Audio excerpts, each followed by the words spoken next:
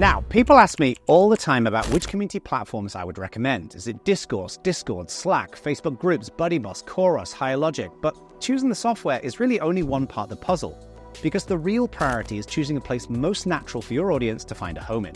So I'm going to break this down into 2 simple steps, and we first need to get clear on who your audience is and what category of community platform is best for them. But here lies the challenge, because years ago, a company came to me who were building a community of senior leaders in technology, and they used the Discourse forum as their platform. But it was a total disaster because executives simply don't go to forums. Likewise, another company came to me who was struggling with a user community around their fitness products, and they'd set up a Discord server. But it was also a disaster because for consumers, stepping into a Discord server is like my granddad showing up at an anime convention. We need to map the right audiences to the right platforms, but how do we do this?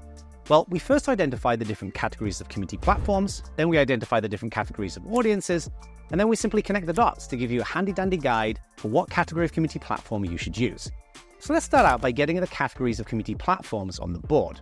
There are broadly 3 different categories of community platforms out there. There's forums, which are message boards like Discourse, HireLogic, and PHBBB.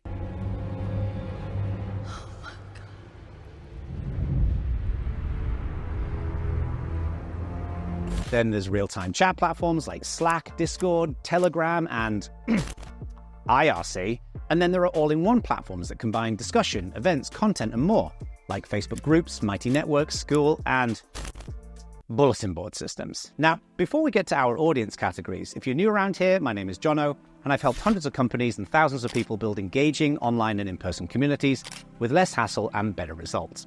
All right, so now let's identify our different categories of audiences, and this includes executives, developers, consumers, gamers, hobbyists, and crazy people.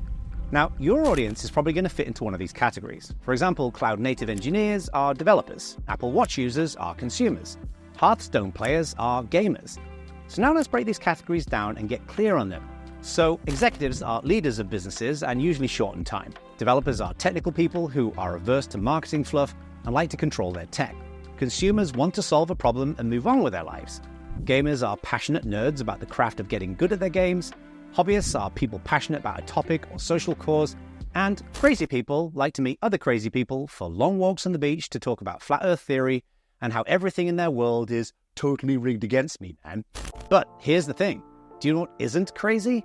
A like to this channel, because YouTube is totally rigged against me and the only way to fight the system, man, is if you like this video, man. All right, so now let's connect the dots by drawing loads and loads of dots.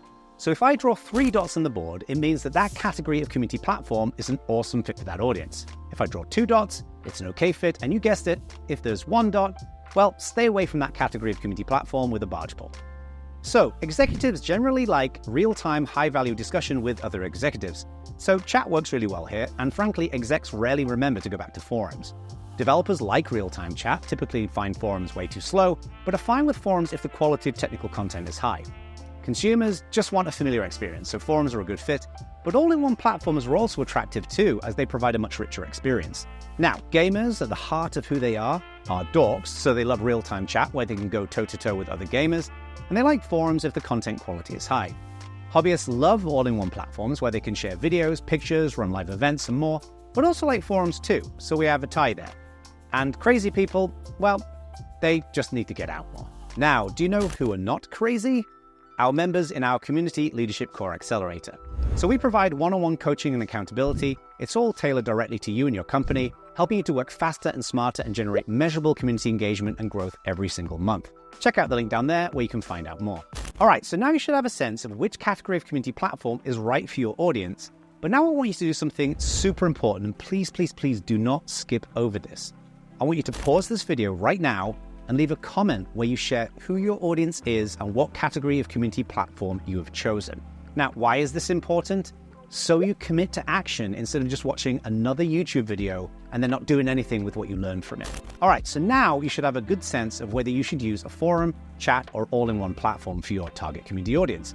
But now let's figure out which specific software you should use. So I'm going to go through each category of community platform and provide my recommendations based on what I believe is best of breed in the industry today as I record this video. So let's start out with forums. There are many different types of forums out there, such as Discourse, HireLogic, and vanilla forums, but I would recommend Discourse as the best choice available right now. Discourse is relatively simple to use. It's got a raft of different features, has fantastic analytics and data. It's open source, so free to use if you host it yourself. It's got a range of different plugins and is enormously extensible via their API. Now, Discourse isn't perfect. Sometimes people forget to go back to forums. It can sometimes feel a little overwhelming at times, and it requires careful community management to do it well. But now let's move on to chat platforms, which include Slack, Discord, Mattermost, Telegram, and others. Now, this gets a little trickier to find a winner because there are some fantastic options out there in the market that are really designed for very different use cases. For example, Slack is great, but hilariously expensive, and is really designed more for teams to come together rather than to foster communities. Now, Discord, on the other hand, is way cheaper and has a lot more features, but can be a little overwhelming at times, especially for new community members. Overall, though, my recommendation would be to go with Discord. It's really designed from the ground up to be a platform for fostering and growing communities. As long as you switch off the stupid blingy stuff, it really is a great platform. And then we have the all-in-one platforms, such as School, BuddyBoss, Facebook groups, and Mighty Networks. And this is a far more recent phenomenon, and there's a lot more innovation and competition here than with forums and chat platforms. Now, within this category, I've been most impressed with Mighty Networks and School. They provide a raft of ways in which communities can have discussions, spin up events, share content, and I love seeing how they're continuing to expand what they can do. But there's something else you might want to consider here as well. If you're focused on a consumer audience that's likely already on Facebook, you can save yourself some money and sign up for a Facebook group. They're completely free, have some amazing features, but remember you are in Facebook's walled garden. All right, so now you've got a good sense of which platform to use. We need to face the elephant in the room, and that is, how do you get people coming back into your community, engaging, participating, interacting with each other? This is one of the biggest challenges in building amazing communities. And this video right over here walks you step by step through how to do that. So go click that next, and I'll see you on that one.